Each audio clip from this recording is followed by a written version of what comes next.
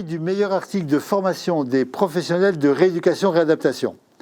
Alors, les présélectionnés étaient l'effet de l'adjonction de la cryothérapie à un programme de rééducation conventionnelle, publié dans la revue Kinésithérapie scientifique.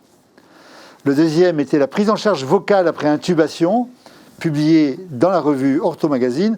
Et l'article a été primé, et celui sur la fonction musculaire, posture et locomotion chez les personnes en situation d'obésité.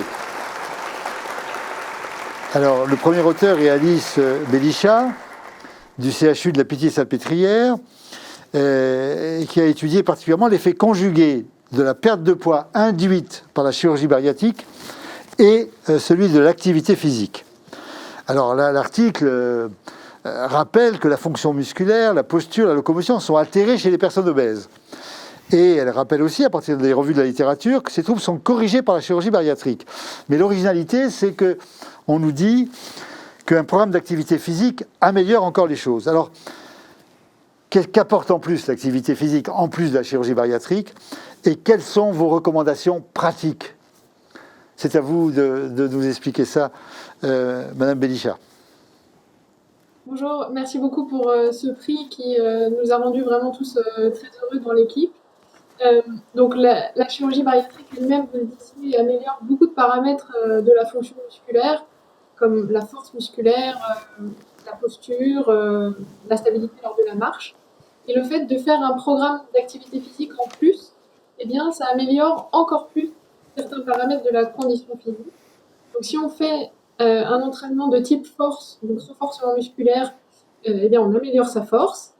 Et quand on fait un entraînement plutôt aérobie ou en endurance, on améliore principalement son VO2 max, c'est-à-dire sa capacité à réaliser un effort d'endurance d'intensité élevée. Et en fait, les deux sont importants. On sait qu'avoir plus de force, c'est important pour la santé, avoir une meilleure endurance aussi. Et donc aujourd'hui, les recommandations, ce serait plutôt d'associer ces deux types d'entraînement dans les programmes. Donc on va faire de l'endurance et du renforcement musculaire, et c'est ce qui se fait de plus en plus dans les études. Et vos recommandations plus généralement pour les personnes obèses, quelles sont-elles et comment individualiser les recommandations? Parce que des recommandations générales en matière d'activité physique, c'est bien, mais enfin c'est très difficile à mettre en pratique individuellement.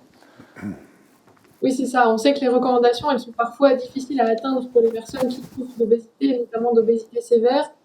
Donc probablement le maître mot, c'est la progressivité chez ces patients, en essayant d'atteindre progressivement ces recommandations, en les considérant comme un objectif à atteindre dans le temps.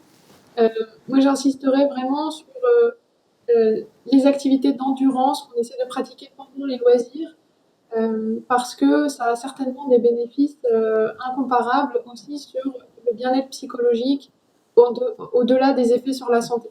Donc le fait de poser ses affaires, de rentrer chez soi, et puis de ressortir marcher par exemple, ça fait aussi du bien au moral, ça aussi les études le montrent bien. Et donc voilà, moi mon conseil ce serait d'essayer de faire de l'activité physique et d'en ressentir le bien-être immédiat aussi sur le moral, pour encourager les gens à le faire et que ça s'inscrit vraiment dans leur mode de vie. Eh bien, merci beaucoup. Encore félicitations pour ce prix qui est un travail collectif d'une équipe très engagée dans ce combat. Merci.